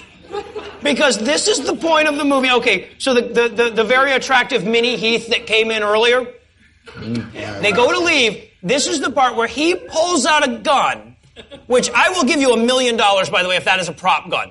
That's a real goddamn gun. Absolutely a real gun. That was the easiest day of shooting. They were like, so we need to get a gun, and everyone was like, I have one! Just in case filming didn't go now. Know what I'm saying, brother? All of a sudden, it turns the into the beginning of the third act of an Arnold Schwarzenegger movie. Yeah, exactly. So apparently this homophobe has shown up to kill the gay guy because he overheard him talking about gayness earlier. And the reason this scene is here is so that the reporter can step in and say, hey, I don't agree with this, because this movie felt the need to clarify at this point that it did not agree with murdering gay people. And it did. Right? Like, if it hadn't had this scene, you would have been curious. That was one of the pieces of feedback they got from their test audience. It was like, we feel like you're kinda murdering gay people. And they were like, we can fix that. We can fix that in post. Also, we should point out that Vampire Heath, he's like, one of them killed my brother. And I pictured like piranhas, Gabe just like, Now, yeah, his brother was AIDSed by a gay. And I want to point this out, and I have both Tom and Cecil as witnesses here. For some reason, spell check does not underline AIDSed if and only if it is followed by a gay. Right? True. Right? That's true. It's got it here twice. AIDS by a gay? Nothing. Just AIDS? AIDS by a Gay is the much less popular sequel to Touched by an Angel, in case you guys don't know. It did not do well. How do we not have crazy billionaire money at this point? Bad Touched by an Angel. That's why you got to put him in the box. So, this is also where he has that spectacular joke, right? Where God, he's like, yeah. He goes like, the murdery guy goes like, hey, are you willing to die for this queer? And he goes, are you willing to die for him? I hear the electric chair is quite a shock. Now, right? And then a high five, like, yes, pun. Oh, that was awesome. Oh, yeah. And I want to point out, You're going to get killed, but I nailed that. That's not an expression, first of all. Secondly, if it was, they'd be talking about electricity, so that doesn't count as a fucking joke. But yeah, apparently he's using that powerful pun-based humor. He has moved the murderer away. So the murderer guy walks away. Oh, no, hold on. Because before he walks away, he starts off with the gun, and then the gun starts shaking like he's being electrocuted while holding it. He couldn't shoot anything at the end. It just fucking like a stormtrooper over there. Yeah. And when he walks away, like he's got the gun and he's holding it and he shakes, and then the door's over there and he kind of just goes. And by the way, like a toddler with his fucking hands full. He jog walks to safety. He does. And like he's like mall walking. He's the one with the gun? Yeah. Who is he afraid of? And it is very important that you note that in the background of this scene, there is an old woman reading who reacts to none of this. Yeah. The entire scene, she's just like... Yeah, they're murdering more gays over there. Well, but you know, that's... I think that one's a 4. Sudoku. But it's entirely in keeping with whatever the fuck is going on in this town. The mayor's an adulterer. There's a murder trial going on. People are walking around the coffee shop fucking brandishing weapons. And everyone's just like, yeah, that's what happens in the fucking Twilight Zone that we live in. Yeah, right. Fucking whatever. I mean, that kid can fucking throw you in the cornfield with his mind. Who knows? She might as well, like, shush him like a librarian. Like, guns out. Like, shh. Can you? This was a nice coffee shop, huh? This used to be such a nice coffee shop. Yeah, apparently she has seen some shit. She is completely unfazed by this. And so is everyone else, by the way. Nobody's calling the cops here or anything. Nobody's, like, following the guy and saying, you know, he's probably just going to go to where there's another gay person and kill him. Guys, I mean... no, the scene ends with them like, oh, okay, well, I guess I'll see you later, bro. Can I get a hug? And he's like, no, you're fucking gay. Literally. Stay on the fucking hugs, bro. Yeah. Literally, he goes, wow, you just saved my life. I mean, can I hug you? And again, in any sane universe, he goes, of course. And Christians are great, but he's just like, oh, gross. That's how I catch it. Nice try. That's why I won't let you use my name, and that's why I won't let you hug me. Now, I puzzled the fuck over this for quite a while, and I realized what it is, right? Again, this movie is for Christian bigots, and it's to try to convince them that they should go out there and tell all the gay people about how they're going to burn in hell and get stoned to death and everything.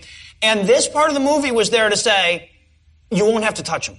You don't have to if you don't want to. Yeah, exactly. You can still not touch them even if you do save their souls. But if you shake their hand, can it linger for an unpleasant amount of time? I know. When they shake hands. Can we just shake hands and lock eyes and be real fucking weird? We're not going to hug, but...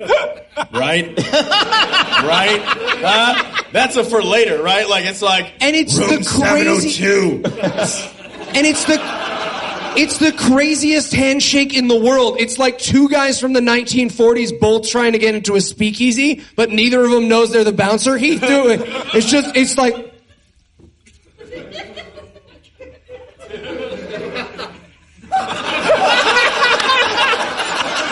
Nailed it. Am I in? Did I get in? It was that, but about 9 minutes long. Yeah, exactly. So, yeah, I've got written here, how you wish the conversation actually went, the movie. And now, this is where we meet the lesbian Terminator from the future. Give me your clothes! So after Marcus leaves and Tony's just sitting there, the barista comes up, and she is a lesbian, and you can tell... A gay barista? Oh my God. Yeah, right? What's the world coming to? And you can tell she's a lesbian because there are spikes on her stuff.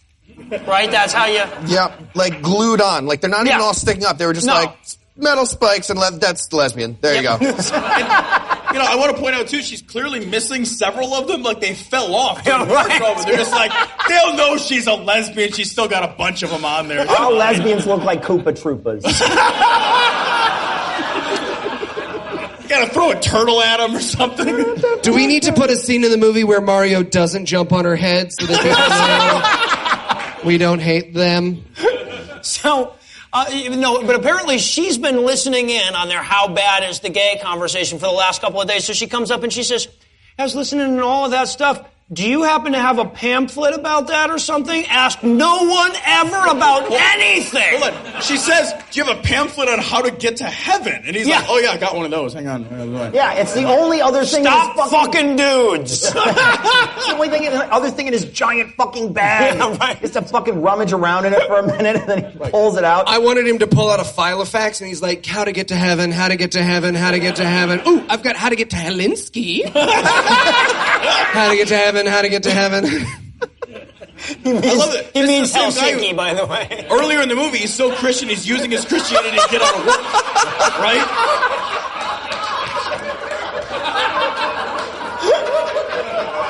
I'm sorry. I'm such a dick. See, he reads the notes and that's how he knows.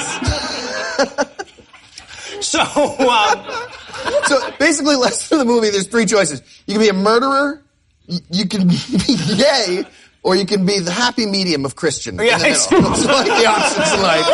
That's the movie. Yeah, because apparently she's all about some gay conversion therapy because, lesbians all wish they wanted the dick. And now, I've seen 36 minutes later, that scene ends. And it's an odd number scene next, so... It is. So we head back to that house, and this is where his wife is, reading the story he wrote, and she's going, starts at 11 a.m. on Tuesday. Nothing in here about God sending them all to hell and burning them in fire, is there? I think we need to do this again. You just wrote a flyer. Do it better. And she actually says, she's like, now what's more, and he's like, but honey, if I turn in a story about how awful and terrible gay people are, I'll lose my job. She's like, well, what's more important, your job or homophobia? Homophobia. Kicks a piece of gravel while they're indoors. What? It's a sin. Yeah, exactly. And look, okay, so here's the thing. And we say this constantly in these movies. All you have to do is switch out the fucking nouns. Imagine that the reporter goes to write about the Christmas parade and instead writes an entire story about how Christianity is fucking stupid. He'd be right, at least in his story. But again, they could very easily see why, that's persecution, isn't it? But somehow they're not getting it this time around. Then it would be the Noah Lugeons story. We are not welcome back at that newspaper. Then that's kind of how it all started for me. And now this is where they do the reveal. Eli told me at the beginning of this movie, he's like, there's an amazing reveal with the wife. And I'm like, there can't be a reveal in this movie. He's like, no, it's not intentional. No, oh God. They didn't mean it. Is it a reveal when you take away so much?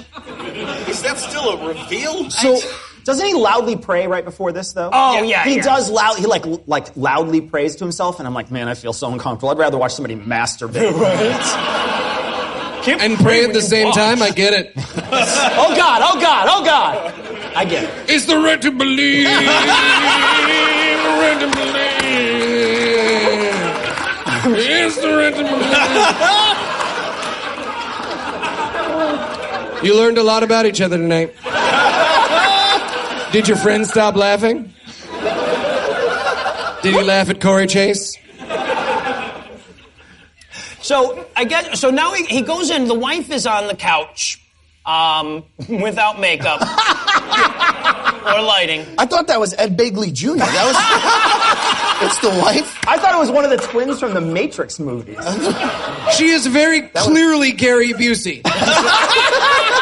He very clearly stepped in. She was like, I'm not doing this movie anymore. And he was like, I'll do it. Give me a blonde wig. Look, you can pay me in sandwiches. I'm like the 7th least attractive human that hasn't been burned. And I watched this scene and I was like, oh, this is bad. Well, the thing is okay, so up until now, she's been hideous the entire time, but up until now, they've managed to disguise it with really poor camera quality from a distance, right? You never get any closer to her than you guys are to me right now. That and rodeo clown makeup. Well, that too. Yeah, exactly. Fire from an air gun. The only way to apply it. That's it. That's the only option. So I guess this is where he has to have the... he has to admit to his wife that he was an adulterer, that he divorced his first wife, but he does it in the worst possible way. He goes, I have to. She clearly has food poisoning from the looks of her. All fucking hunched over. Yeah, I think that was Gamma Race that did that actually. But but here's how he opens the whole bit. He comes up to her and he goes like, I have to talk to you about adultery. And she's like, oh my God, you fucked that gay guy, didn't you? Oh, that is the only way you could interpret that, isn't it? It's about being a murderer. You're gonna kill me? No. I started bad. I'm just saying I want you to fuck my black friend. That's it. That's Tom's one. He doesn't have any black friends. Yeah, he goes, oh, no, not you. I would never cheat on you. Just that first cunt I was married to. Well, and then she's like, what did she do so I don't do the same thing? And he's like, yeah, well, she wore makeup. Whoops. Well, and also, so his answer to why he cheated on her is like, she didn't respect me enough. No, it's the exact opposite of what you just fucking said. Well, and then they say that right after that, she says, well, men crave respect, don't they? I'm like, this is your movie! Yeah, you wrote this down! But then he describes the woman he's cheating with, and I'm like, well, she sounds great. What happened to her? Yeah, right. Can I get her number? Like, she sounds like a peach. No, he goes, yeah, when it really fell apart is when we stopped praying together. I'm like, no, it was when you fucked that other lady. It was very clearly that. If you look on your divorce papers that Andrew wrote out for you, it was the fucking the other lady. They didn't even write about the praying part. And this is where, and this bothered me more than, I hate to say this because I try to be a good ally, but I'm more of a pedant. This is where he goes, yeah, she made me feel the height of a flea. You're a fucking reporter. You write for a living. And you eat the height. That's bad phraseology, to be fair. Right? It's not, good. Loop right back around, guys. And also, like, she's crying throughout this scene. Now, when the gay guy was supposed to be crying, he's just doing this. Occasionally. But this woman is like snot running down her face. Oh, like the cappuccino machine. Like, it's so rough. The snot is so like... Pretty sure they had the same machine in that scene. I was just writing, give this woman a fucking Kleenex for the rest of the time. But now we go back to the editor's office. They end that with this weird sort of awkward hug. Oh, yeah. They're kind of sort of, They buddy hug it out. Duke. I haven't seen such an awkward hug since Ted Cruz elbowed his wife in the head. No, he forearmed her first, and then he... Yeah, no, it was a double. Louis tie. Double. Yeah. Get in the box. Wouldn't it be great if Ted Cruz was going to be president? Why you got to bring so the much tone better? down? Yeah. Talk about that kid that died at a water park. They love it. Wouldn't it be great if Ted Cruz died at a water park? Do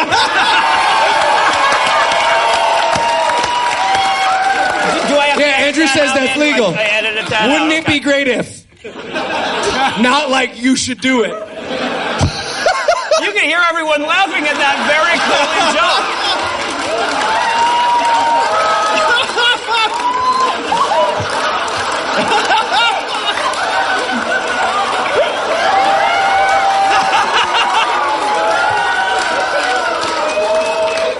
I was all going to come out in the editing. Nothing, anything, listeners at home. Nothing at all. So happy it's not me this time. So we go back to the editor's office here because it's been 9 days, so he finally has his fluff piece written. My God, this is why Incredulous takes so long. So apparently he's written one story about the gay pride parade, but he also wrote another one about how much he hates the fags. And the editor's like, "Are you kidding me? We can't print this." And the guy's like, "Why?" This is his actual line. "Why? Because this is kick a Christian to the curb year?" Yeah, all year. Yeah, we got a memo on this. Go curb stomp some Christians after we're done here. That was also a joke, wasn't it, Andrew? Yeah. That's what I thought.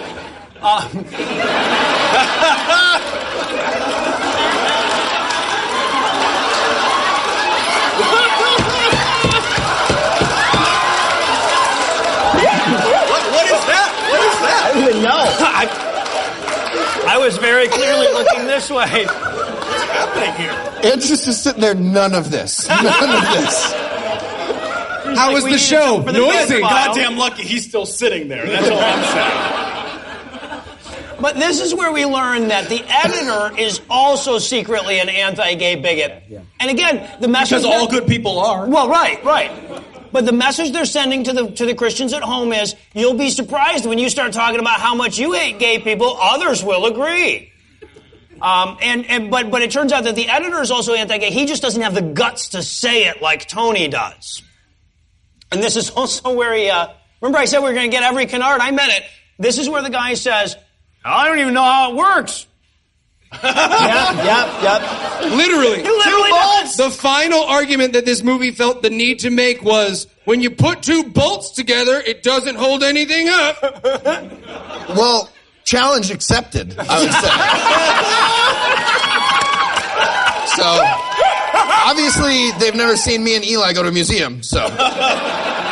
We are not allowed back at that children's museum. When they say you're allowed to touch, they mean very specific things. With very specific things. Not allowed at that water park either. So. Bad day. Well, that was an example of him not holding something up, unfortunately. Same confusion. Bob's eventually. So, what are you miming? I don't know. What are you miming? They all float down here. This episode's going to be 3 minutes long. yeah, right. So now so Morris agrees to publish his anti-gay story, and this is where it's an odd numbers scene. So we go back to the house. Same room. So his wife can congratulate him on getting her anti-gay thing done. And she's like, "Oh, they did your story. It's so amazing." So then he does a voiceover, right? So we're listening to him read the homophobic article that he wrote. But apparently they didn't recognize that you could just use the same mics you've been using up to this point for the voiceover. Instead, he's talking into a fucking tape recorder from 1985 from across the room. I swear this was just done to try to scare me and Cecil off. And also, of course, during this whole bit, we're also seeing flashbacks to earlier in the movie. Like when he said, "I met with a gay man," and they show like him meeting Marcus earlier in the movie. And remember insulting that, him unnecessarily when they first meet. Right. But yeah, and he's like, they asked me to write a story about a gay pride parade, which would have required that I just pretend they're regular humans, and I wasn't going to do that shit. And of course, we also see like everyone all over town is reading his article. And it's black and white because it's from the 40s when you read newspapers. And when saying shit like this was okay. Yeah, exactly. And Letter to the editor. They do smell different. That's your fault. They actually cut out the scene where he asked if he could touch their hair like this. Technically, they were the rude one. I asked very nicely. Love, Grandma. Awesome. All right, well, the only other note I have is on the credits. It said, first assistant director, guys. Really? Really? You want another coffee? Yes, first assistant director. Well, also, the guy went through them. The makeup department consists of every female in the movie. It's so awesome. They also give like special thanks to like CC's Pizza because they don't even have Subway, like, catering they're by. just, like, special thanks to like Bill who totally got us a discount on a $5 footlong, which made us all feel confused given the nature of the movie. Double meat for regular prices? You're in the credits, my friends. It's the right to eat beef. The right to eat meat. All right. Well, obviously, we don't have a ton of time left, so we're going to have to keep this quick. Yeah, obviously, languages don't contain words bad enough for this movie because we haven't needed to invent them yet. So instead of asking you to sum up the horror in words, I'll simply ask you this. If this movie was a pizza, which city's iconic pizza would it be? Heath? Pass. I don't know. Eli? Saudi Arabia's pizza.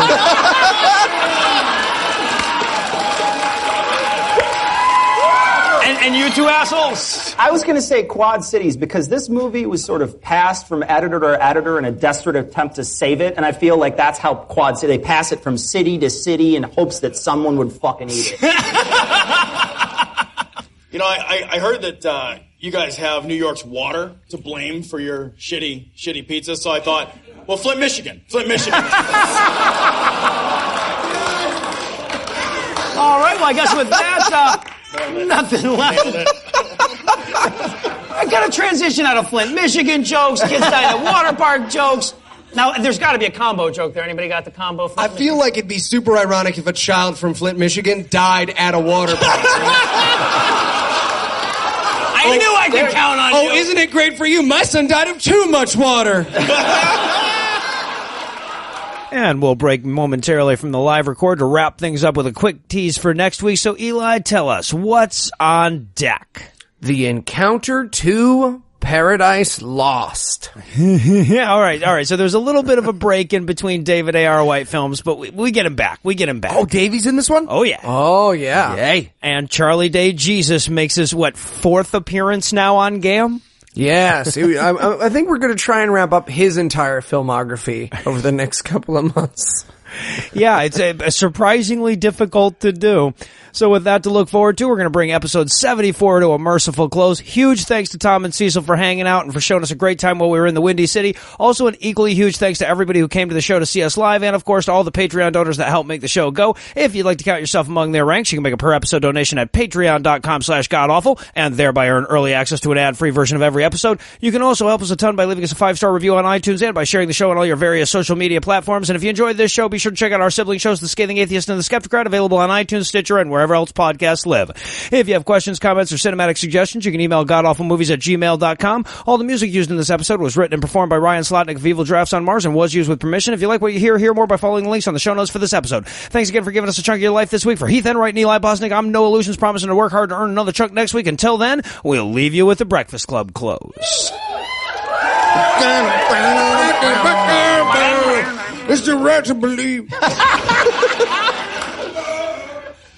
Tony Morris went on to become CEO of Breitbart and later the White House Chief of Staff.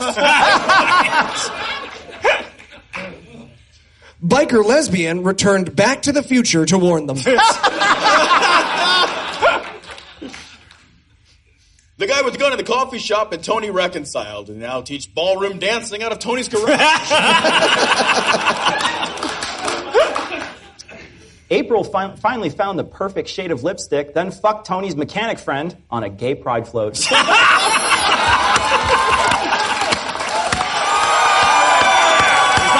thought so. Thank you, Chicago. Thank you so much.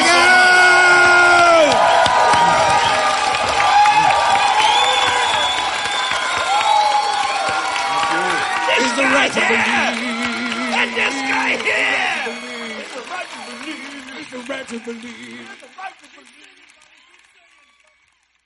The preceding podcast was a production of Puzzle and a Thunderstorm LLC, copyright 2017, all rights reserved. Welcome to Mafia, a new podcast telling stories of America's criminal underworld. Gotti assumed the position of head of the Gambino family.